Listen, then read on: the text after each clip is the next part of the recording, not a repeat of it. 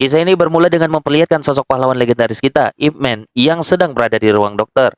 Kabar duka menyelimutinya, sang guru besar didiagnosis menderita kanker ganas di bagian lehernya. Dokter menjelaskan bahwa meskipun masih tahap awal, sel kanker menyebar dengan sangat agresif. Harapan satu-satunya hanyalah kemoterapi rutin, dan dokter memberikan peringatan keras agar Ip Man segera menghentikan kebiasaan merokoknya demi bertahan hidup. Di sisi lainnya, suasana sekolah bela diri Ip Man pun mendadak riuh dengan kedatangan seorang pria asing bernama Billy. Karena keterbatasan bahasa, para murid mengira pria ini adalah pembuat onar. Namun sebuah tendangan cepat dari Ip Man berhasil menjatuhkannya. Yang uniknya, justru membuat pria ini kegirangan. Ternyata Billy adalah murid dari sang fenomena Bruce Lee, yang tak lain adalah murid kesayangan dari Ip Man sendiri. Billy datang membawa undangan turnamen bela diri di Amerika sekaligus tiket pesawat gratis. Meskipun awalnya Ip Man enggan, tiket tersebut akhirnya ia simpan untuk kemungkinan di masa depan. Masalahnya pun beralih ke rumah. Putranya Jin terlibat perkelahian hebat di sekolah karena komik kesayangannya direbut paksa oleh teman kelasnya. Akibat dari insiden ini, kepala sekolah memutuskan untuk mengeluarkan Jin karena dianggap terlalu gemar bertarung. Pihak sekolah pun menyarankan agar Jin disekolahkan ke luar negeri saja untuk mencari suasana baru. Di tengah-tengah kebingungan itulah, Ip Man bertemu dengan seorang kerabat lama bernama Lily yang kini menjadi seorang dokter. Lily meyakinkan Ip Man bahwa Jin memiliki potensi besar jika mendapatkan pendidikan yang tepat di luar negeri. Demi masa depan sang anak, Ip Man akhirnya memantapkan hati untuk pergi ke Amerika Serikat guna mencari sekolah terbaik. Ia menitipkan Jin kepada sahabatnya, Paman Bob. Namun perpisahan itu diwarnai ketegangan. Jin menolak keras rencana tersebut dan bersikeras hanya ingin mendalami kungfu. Perselisihan pun memuncak hingga Ip Man kehilangan kesabarannya. Keesokan harinya dengan berat hati, Ip Man tetap berangkat menuju San Francisco. Setibanya di sana, ia pun disambut oleh rekannya Gan yang mengantarkannya menuju markas besar komunitas Tionghoa.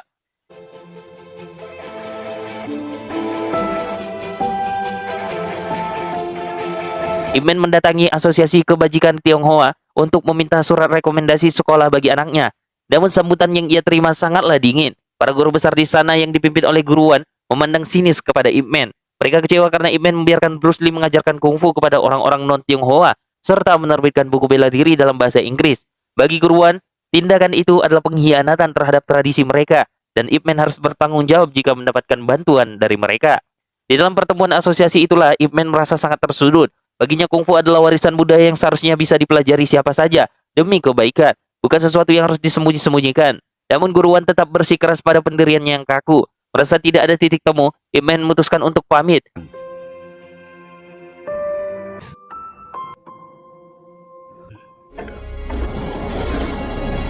我認為係一件好事。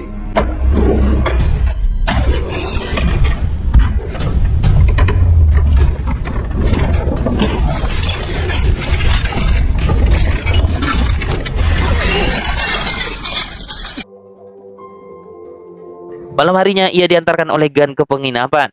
Di sanalah Ip Man mencoba menghubungi putranya Jin.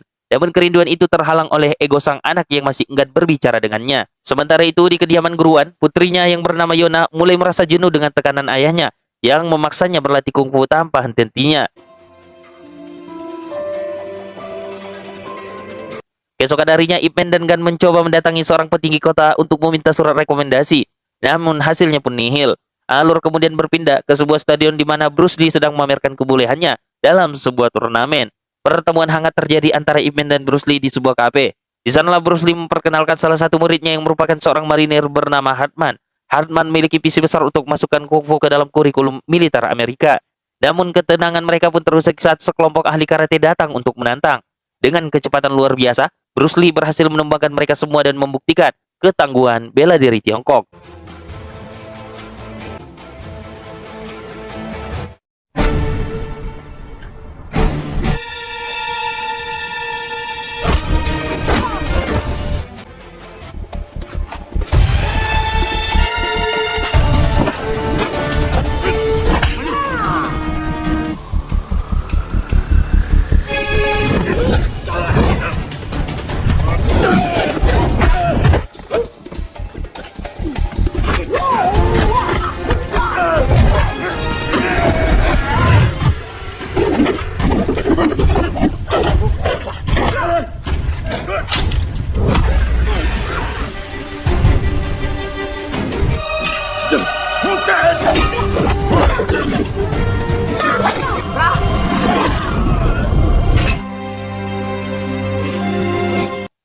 Berbekal bantuan pengacara dan rekomendasi dari Bruce Lee, Ip Man mendatangi sebuah sekolah asrama untuk mendaftarkan Jin. Sambil menunggu kepala sekolah, ia pun melihat Yona sedang berlatih cheerleading dengan lincahnya. Namun kecantikan gerak dari Yona justru memicu rasa iri dari teman sekolah yang bernama Becky. Saat jam sekolah pulang berbunyi, Becky bersama dengan kelompoknya menghadang Yona dan melontarkan hinaan rasis kepadanya. Perkelahian pun tak terhindarkan. Yona dikeroyok oleh teman-teman pria Becky, namun beruntungnya Ip Man melintas di sana. Dengan tenangnya Ip Man mengintervensi dan menyelamatkan Yona dari intimidasi tersebut.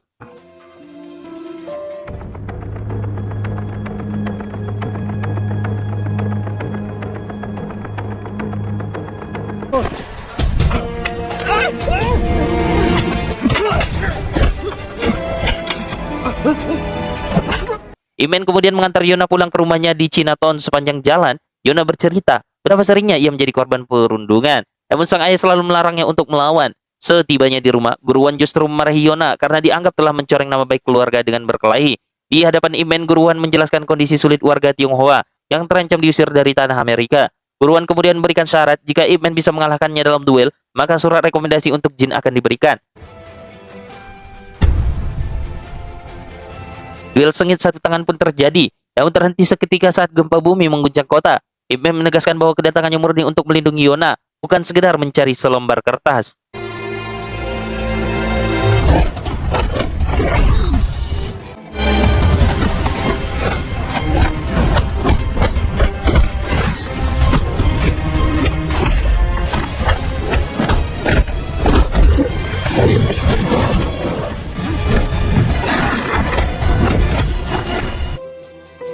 Sementara itu di markas marinir Amerika Serikat, Hartman mencoba memperkenalkan Wing Chun dengan membawa boneka kayu. Tindakan ini memicu kemarahan atasannya Barton, seorang sarsan yang sangat rasis dan memuji karate.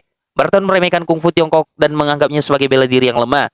Untuk membuktikannya, ia menyuruh Hartman berduel melawan instruktur karate mereka, Collins. Kekalahan Hartman membuat Barton semakin jemawa dan menghukum Hartman dengan lari 60 putaran sebagai bentuk penghinaan terhadap bela diri yang ia bawa.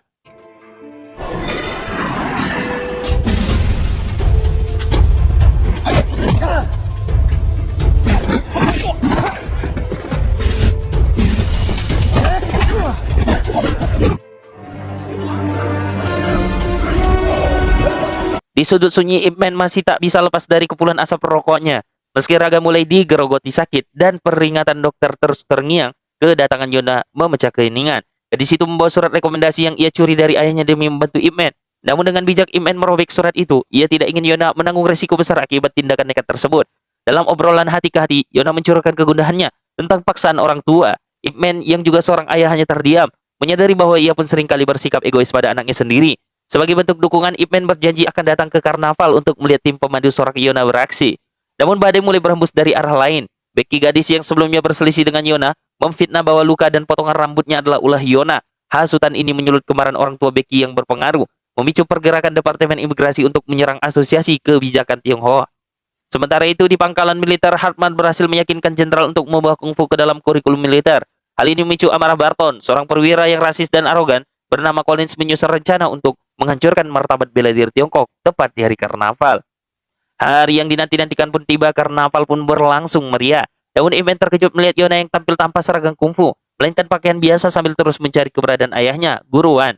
Di tengah lain nasib malang menimpa Guruan, ia ditangkap oleh petugas imigrasi atas tuduhan palsu terkait status imigran ilegal di Chinatown.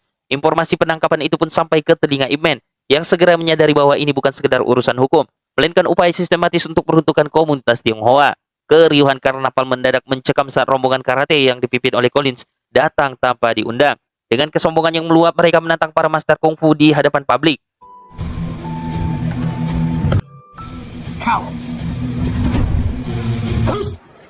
Satu persatu guru bela diri tumbang di tangan Collins yang brutal. Saat harapan mulai menipis, Ip Man maju ke tengah-tengah arena. Dengan ketenangan seorang legenda, ia pun mematahkan kesombongan Collins lewat jurus Wing Chun yang presisi. Kemenangan Ip Man memicu decak kagum, namun situasi justru semakin genting.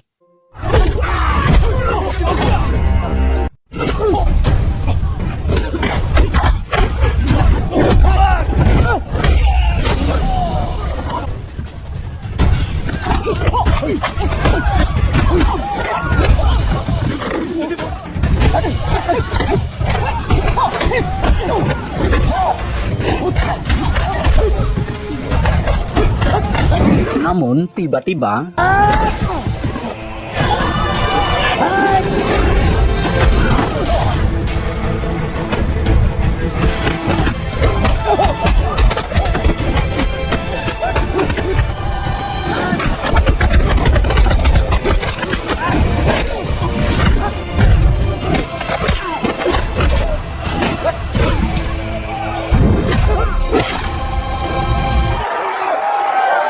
Di kantor imigrasi, tekanan terhadap guruan semakin menggila.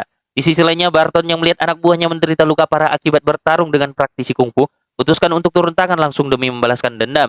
Ia mendatangi markas orang-orang Tiongkok dengan penuh kemurkaan, menantang siapapun yang tersisa. Saat mengetahui guruan berada di dalam tahanan imigrasi, Barton membawa perselisihan ini ke level yang lebih mematikan.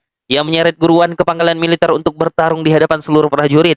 Harman hanya bisa menatap cemas saat guruan dengan segala kehormatannya menerima tantangan maut dari Barton untuk membuktikan bahwa semangat kungfu tak akan pernah bisa dipatahkan oleh penindasan. Pertempuran di markas militer pecah dengan beringas. Guruan yang maju demi harga diri harus menghadapi kebrutalan dari Barton. Meski telah mengerahkan seluruh kemampuannya, perbedaan fisik dan cedera kaki yang parah membuat guruan tumbang dengan tulang yang patah.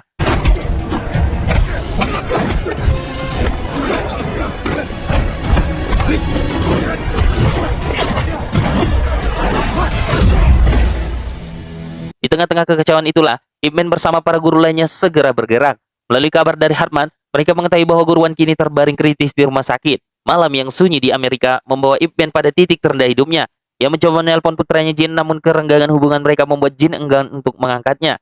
Beruntungnya Paman Bob meyakinkan Jin bahwa ini mungkin kesempatan terakhirnya bicara dengan sang ayah yang kini sedang berjuang melawan kanker. Dalam percakapan telepon yang menyayat hati, Ip Man menurunkan egonya. Ia minta maaf karena selama ini terlalu keras dan memaksakan kehendaknya. Ia berjanji akan mendukung apapun pilihan hidup Jin, termasuk impiannya dalam dunia kungfu.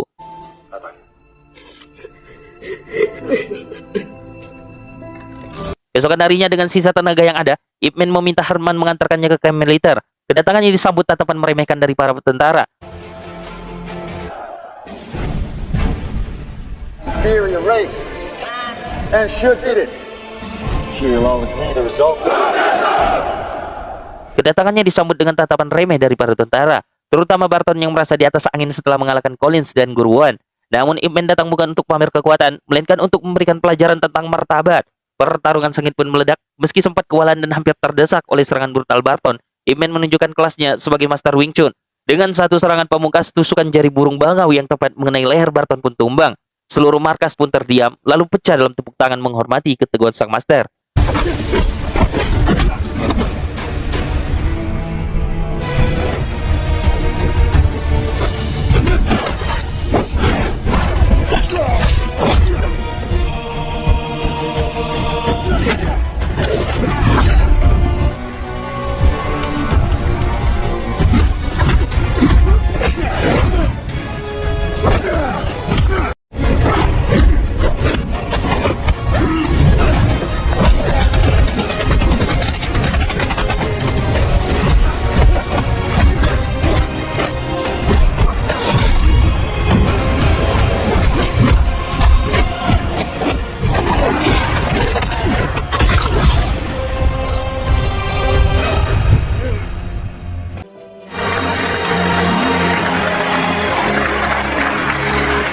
Setelah badai pun berlalu, guruan yang mulai pulih akhirnya memberikan surat rekomendasi sekolah untuk Jin sebagai tanda hormatnya. Namun Ip Man secara mengejutkan menolak surat itu. Ia sadar masa depan Jin bukan di Amerika, melainkan bersamanya di tanah kelahiran.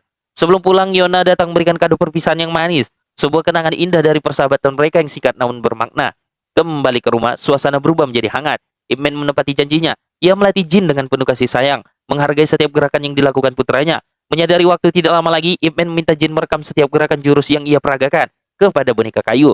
Rekaman itu adalah warisan terakhirnya, agar dunia dan anak cucunya kelak tetap bisa mempelajari esensi sejati dari bela diri mereka. Film pun ditutup dengan pemandangan haru di sebuah rumah duka. Sang legenda telah tiada, namun semangatnya tetap hidup. Sosok yang tenang dengan kacamata khasnya akan selalu dikenang sebagai pria yang tidak hanya pandai bertarung, tapi juga mampu menaklukkan hati dengan kebijaksanaannya.